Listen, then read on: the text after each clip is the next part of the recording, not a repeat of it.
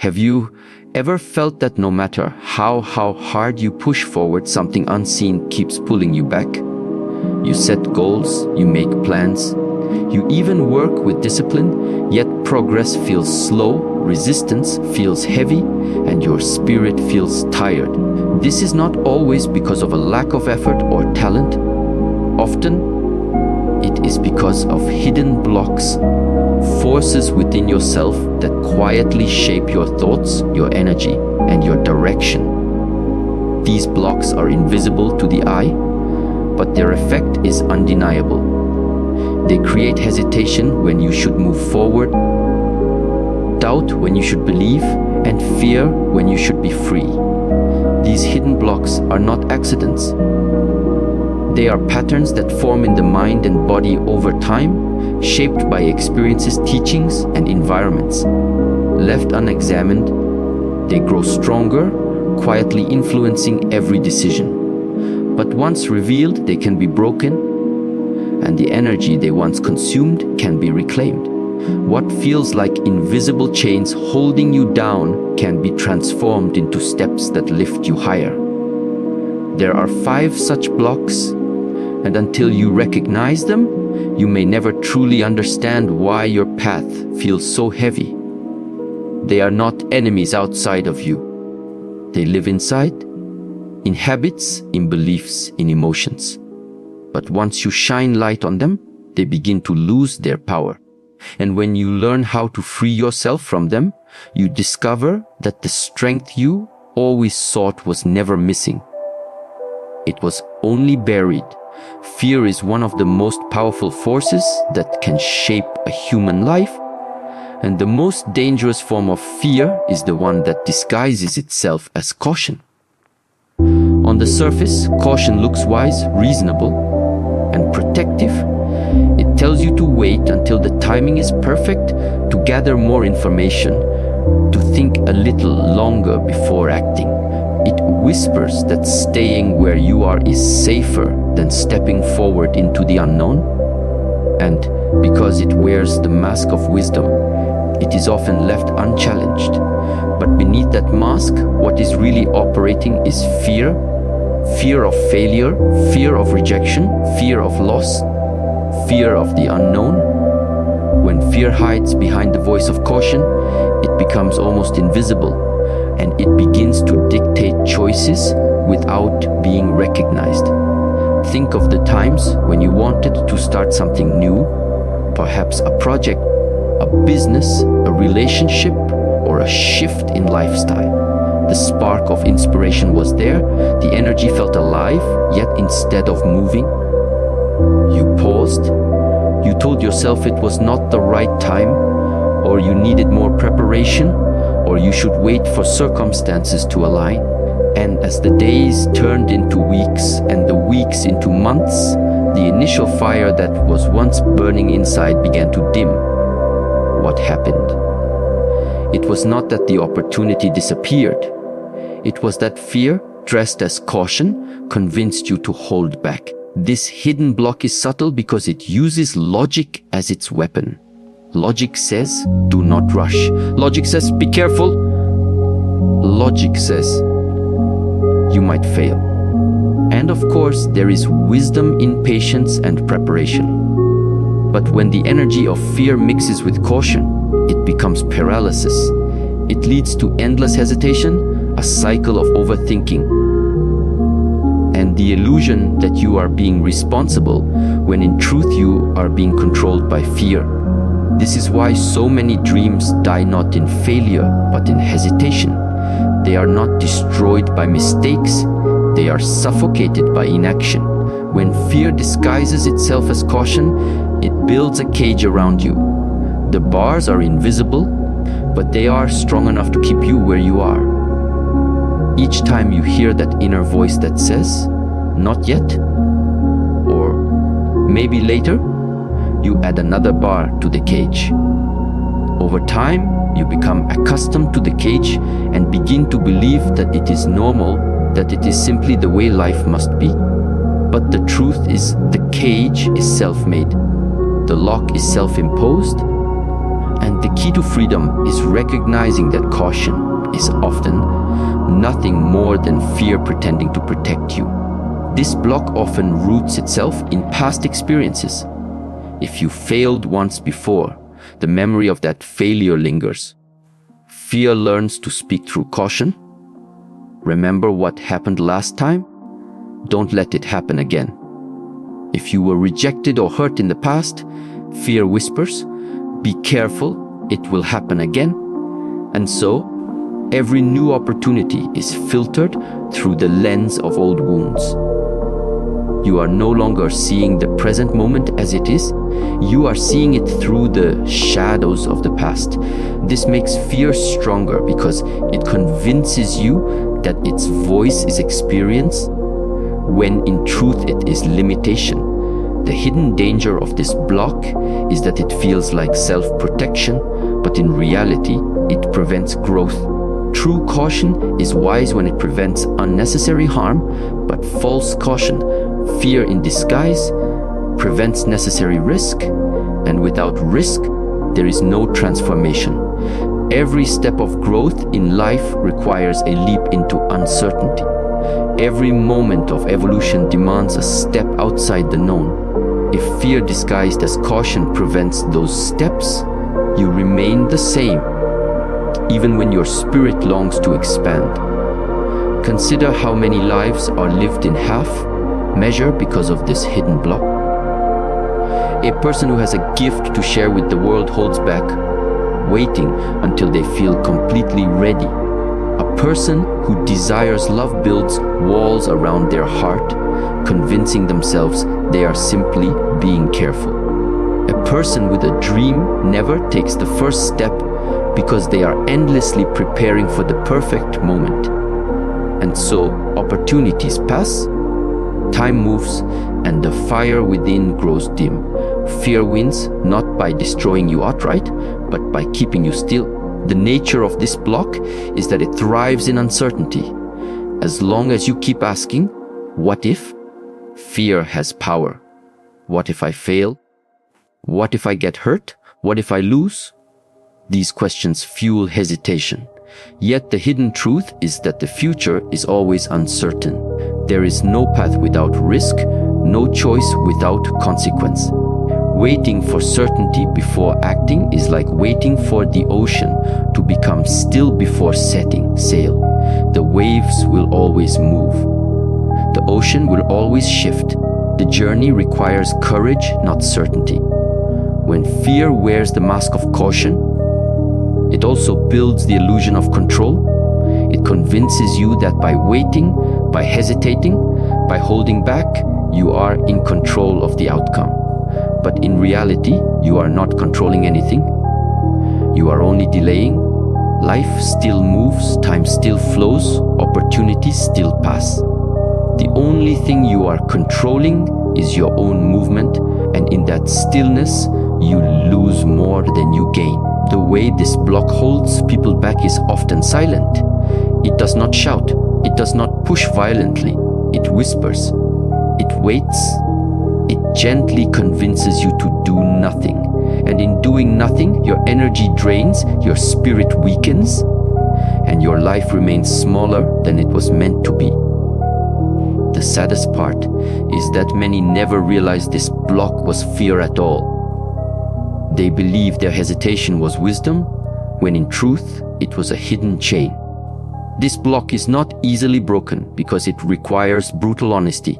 You must look within and ask, is this truly caution or is this fear? Am I protecting myself from real danger or am I protecting myself from discomfort? Am I waiting because the time is truly not right? Or am I waiting because I am afraid to move? These questions are difficult, but they shine light on the disguise. And once you see fear for what it is, its power begins to weaken. The energy of fear, disguised as caution, can linger for years if left unexamined. It can keep someone in a job they dislike because they are afraid of risk. It can keep someone alone because they are afraid of rejection. It can keep someone silent because they are afraid of judgment. And all the while, the person believes they are simply being cautious, when in truth, they are being controlled. Recognizing this is the first step to breaking free. Fear is not an enemy to be destroyed, but it is a voice that must be understood. Its purpose is to protect, but when left unchecked, it overprotects. It becomes a prison guard, locking you inside when the world outside is calling you to step forward. The only way to dissolve this block is to see it clearly, to strip away its disguise, and to recognize that most of the time, what you call caution is nothing more than fear keeping you small. Doubt is a shadow that creeps quietly into the mind, and its roots are often planted in the soil of past failures. When something you attempted before did not work out, when you faced rejection, when your effort did not bring the result you desired, those moments leave impressions. They are like scars etched into the memory, and the mind, seeking to protect you, revisits them every time you are about to step forward again. This is how doubt is born. It is not always the reflection of your current ability or your true potential. It is the echo of the past repeating itself, whispering into your present. The challenge with doubt is that it feels rational. If you once tried and failed, does it not make sense to question yourself before trying again? The mind tells you that hesitation is logical, that remembering the past is wisdom, that preparing for disappointment is maturity. But beneath this reasoning lies a hidden chain. The failure itself may be long gone, yet the emotional imprint it left continues to shape the way you see yourself. You begin to question not only the specific action you once attempted, but your very capacity to succeed. Over time, doubt shifts from being about one event to being about your identity. It is no longer, I failed once. It becomes, I will fail again, and eventually, I am someone who fails. This transformation of a single event into a defining identity is how doubt becomes one of the most paralyzing hidden blocks. It narrows the vision. It clouds the present with the dust of the past. Instead of seeing the possibility of success in a new effort, you only see the memory of what went wrong before. And because energy follows attention, the more you focus on past failure, the more you unconsciously invite similar results. The cycle repeats, and with each repetition, doubt grows heavier. Doubt also attacks confidence in subtle ways. It does not always scream, "You cannot do this." Instead, it whispers, "Are you sure?" It asks, "What if it doesn't work out again?" It suggests, "Maybe you are not ready yet." These questions seem harmless, but they are heavy. Each one takes away a little of your courage, a little of your clarity. They drain energy not through confrontation, but through erosion. You begin with certainty, but by the time doubt has spoken long enough, your conviction feels weaker. And when conviction weakens, action falters. The effect of doubt is not only internal, it manifests outwardly in behavior. Someone carrying doubt speaks with less certainty, moves with less confidence, and takes actions half-heartedly. They do not give their full energy to what they are doing, because in the back of their mind, they are already preparing for failure. This half-heartedness itself becomes the cause of failure, which then confirms the doubt, creating a loop that becomes difficult to escape. Another danger of doubt is that it creates comparison. When you doubt yourself, you look outward to measure your worth.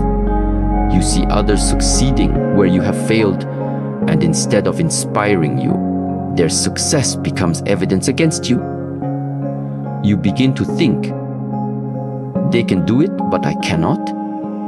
Comparison strengthens the roots of doubt, because it adds external proof to the inner voice. You forget that each journey is different, that each person carries their own timing, their own lessons, their own path. Instead, you interpret difference as deficiency, and doubt deepens.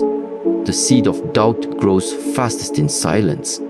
When you do not express your fears, when you do not bring them into the light of awareness, they multiply in the shadows of the mind.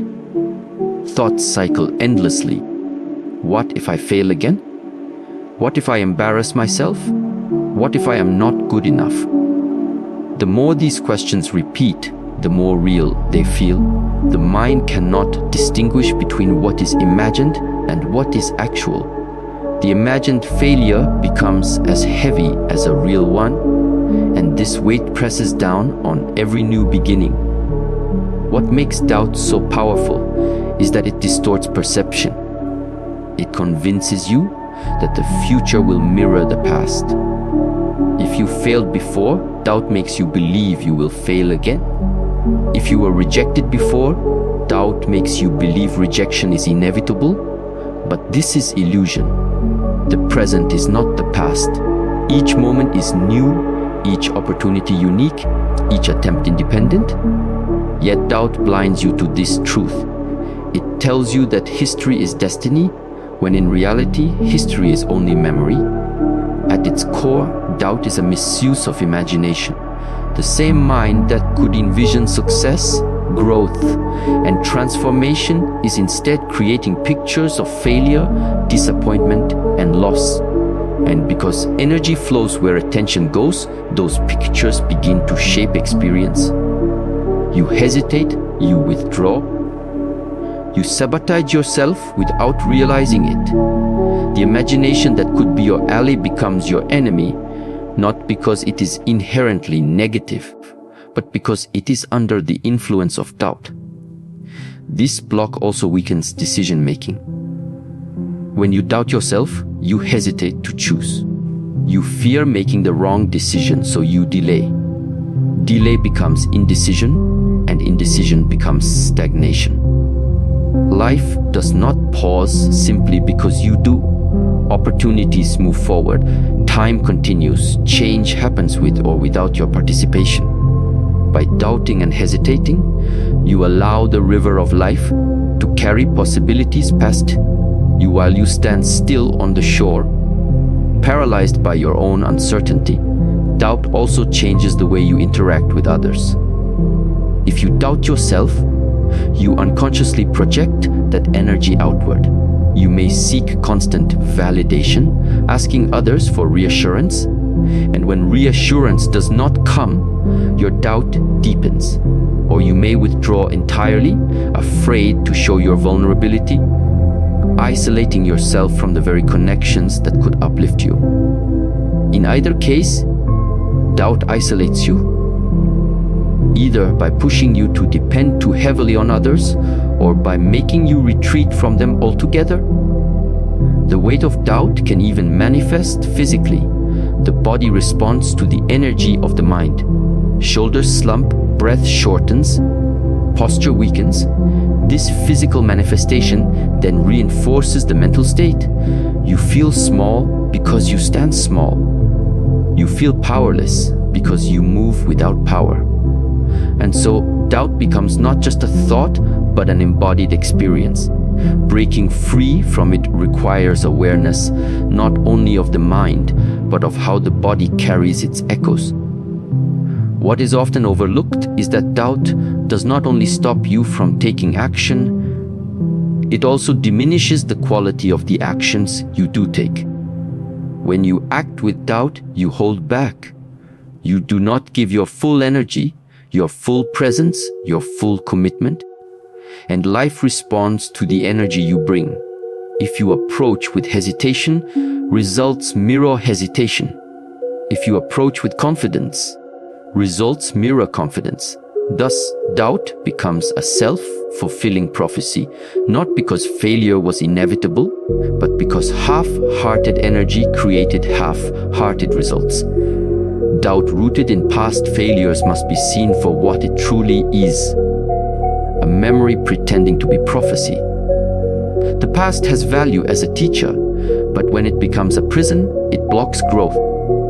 Every failure carries a lesson, but once the lesson is learned, the event has no more power.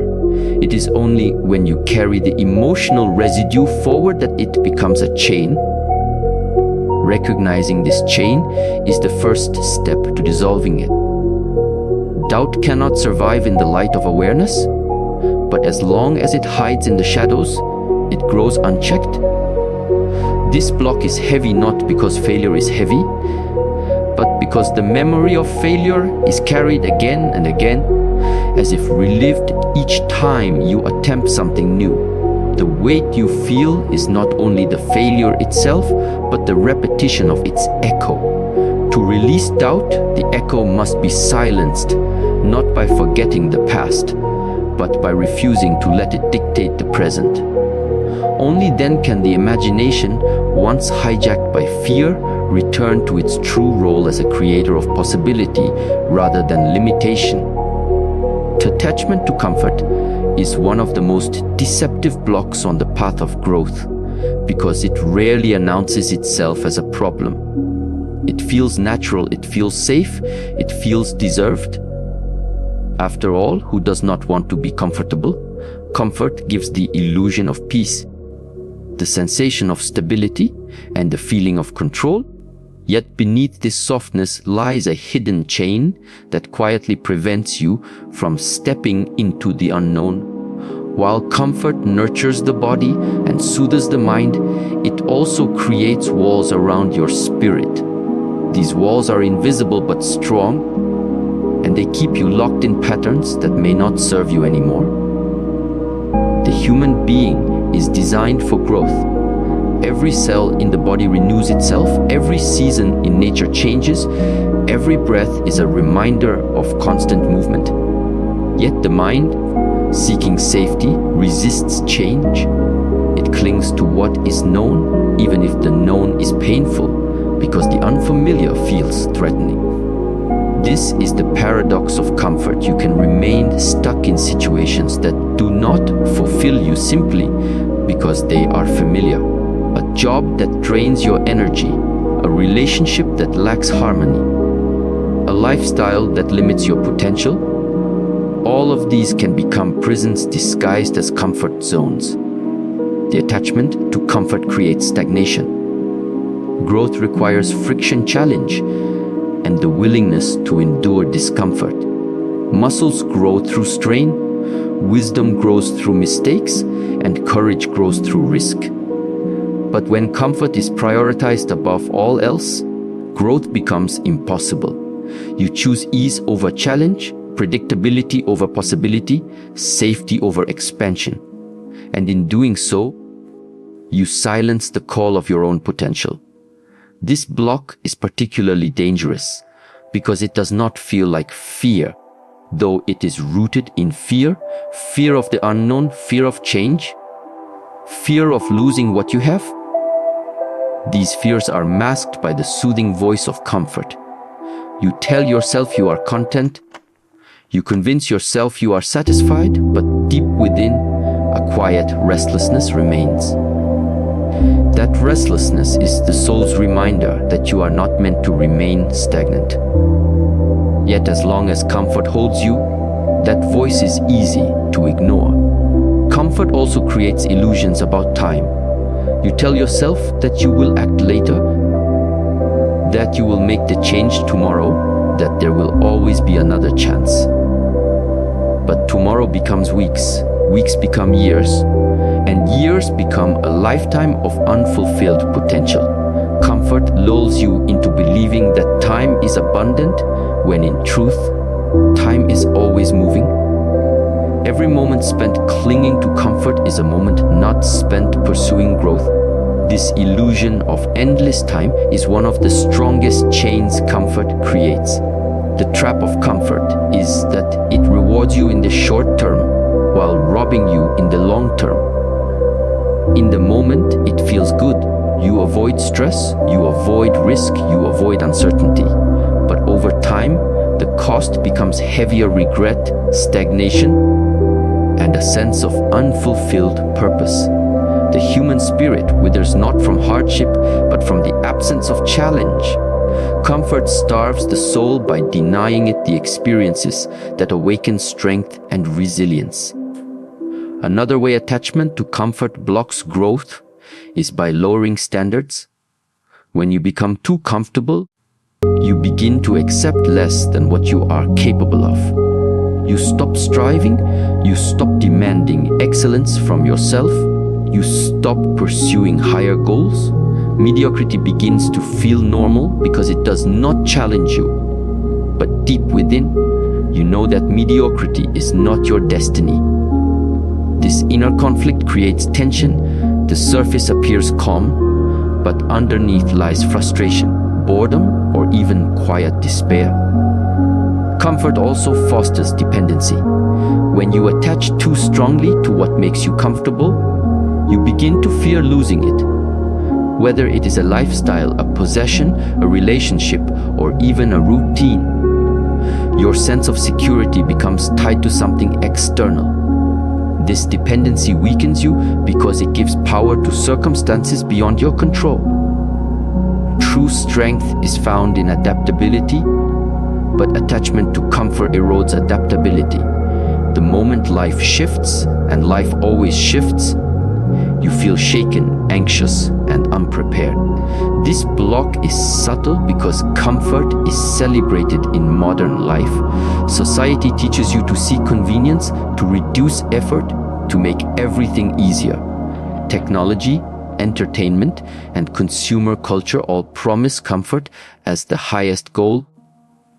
Yet the more you embrace comfort without awareness, the more disconnected you become from resilience, patience, and discipline.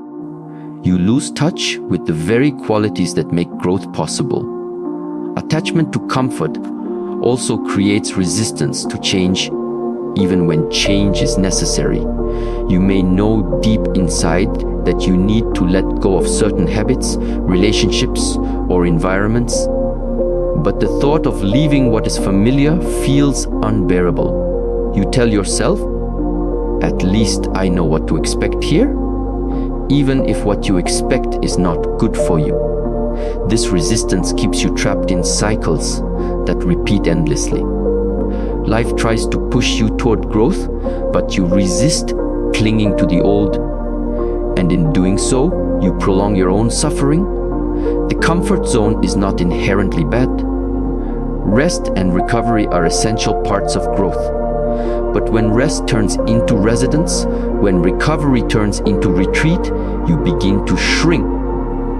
The comfort zone should be a place you return to for nourishment, not the place where you build your entire life. If you mistake it for your home, you never discover the landscapes beyond its borders. The attachment to comfort also silences courage. Courage is not the absence of fear, but the willingness to act despite it. But when comfort becomes your priority, courage is no longer exercised. Like a muscle left unused, it weakens. Over time, even small risks feel overwhelming. Even minor discomfort feels unbearable. This is how attachment to comfort makes you fragile. Instead of facing life with strength, you face it with avoidance. This block feeds on routine. When every day looks the same, when every choice is predictable, when no challenge enters your life, the mind becomes dull and the spirit restless.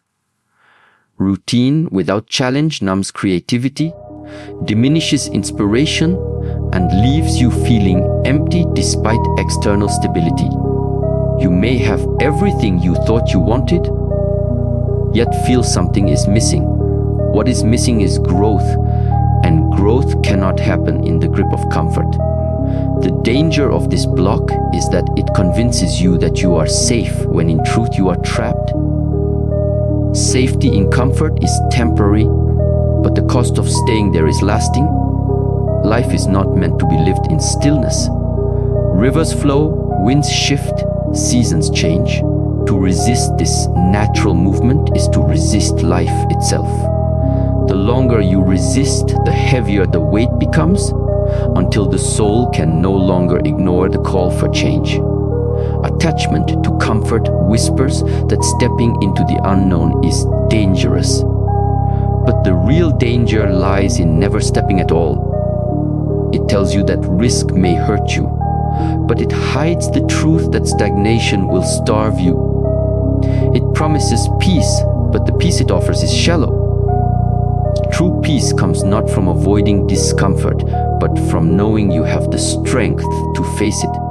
And that strength can only be discovered when you are willing to let go of comfort and step into the uncertainty where growth is born. The dialogue within your mind is the most constant voice you will ever hear. And yet for most people, it is the one they pay the least attention to. Every day, thoughts flow like an endless river, shaping how you see yourself, how you experience the world, and how much strength you bring into each moment. When that inner dialogue is supportive, it lifts you, it strengthens you, it gives you clarity and energy. But when the inner dialogue is negative, it becomes one of the greatest hidden blocks, draining you from the inside out. Unlike external obstacles, this one cannot be escaped because it travels with you wherever you go. Negative inner dialogue often begins subtly. A single thought of self-criticism, a moment of comparison, a doubt about your worth. Left unchecked, these thoughts multiply, weaving together into patterns that repeat throughout the day. Soon they are no longer just thoughts but a narrative, a story you tell yourself about who you are and what you can or cannot do. That story becomes the lens through which you see every opportunity, every challenge, and every relationship. And because the mind tends to seek evidence for what it believes, you begin to notice only the experiences that confirm the negative story, reinforcing it further until it feels like truth. This block is powerful because it works silently. From the outside, others may see your potential, your strengths, your abilities, but inside, the voice of self-criticism drowns all of it out. The mind repeats phrases like, "You're not good enough," "You'll never succeed," or "You always fail." These words may not be spoken aloud, but their impact is greater than anything anyone else could say. Over time, the body begins to respond to these inner messages. Energy decreases, posture weakens, and motivation fades. It is not because you lack ability, but because you are carrying the heavy weight of your own inner voice. Negative inner dialogue also affects decision making. When the voice inside is critical, you approach choices with hesitation and fear. Instead of seeing opportunities, you see risks. Instead of imagining success, you imagine failure. This constant negativity creates paralysis, making it difficult to take even small steps forward. And when you do act, the actions are half-hearted, weighed down by the expectation of defeat. As a result, the outcomes often match the negativity, which then confirms the story you already believe, creating a cycle that feels impossible to break. This block also influences relationships. When you constantly criticize yourself internally, you project that energy outward. You may become overly sensitive to criticism from others, interpreting even neutral comments as attacks. Or you may push people away, convinced that they cannot truly value or love you. Alternatively, you might cling to relationships that are unhealthy because your inner voice tells you that you do not deserve better. In all these ways, the dialogue within shapes the connections outside, proving that the inner world always manifests in the outer one. One of the most dangerous aspects of negative inner dialogue is how easily it becomes normalized. Because these thoughts occur so frequently, they begin to feel like part of your identity. you stop questioning them and start believing that this is simply who you are. The voice in your mind becomes the voice of authority, and you obey it without resistance. But in truth, this voice is not who you are. It is a collection of beliefs, impressions, and echoes from the past, words from parents, teachers, society, or painful experiences that were internalized and then repeated so often that they became automatic. Negative dialogue also drains energy in subtle but constant ways. Every critical thought is like a small leak in your energy system. One or two may not matter, but when they flow endlessly, day after day, they leave you depleted. You may wake up tired, not because your body lacks rest, but because your mind has been fighting against itself. This exhaustion makes it harder to take action, which then fuels the negative voice that tells you that you are lazy or incapable. Again, the cycle continues. The inner critic thrives on comparison. Every time you look at someone else's success, the inner dialogue twists it into evidence of your inadequacy. Instead of being inspired, you feel smaller.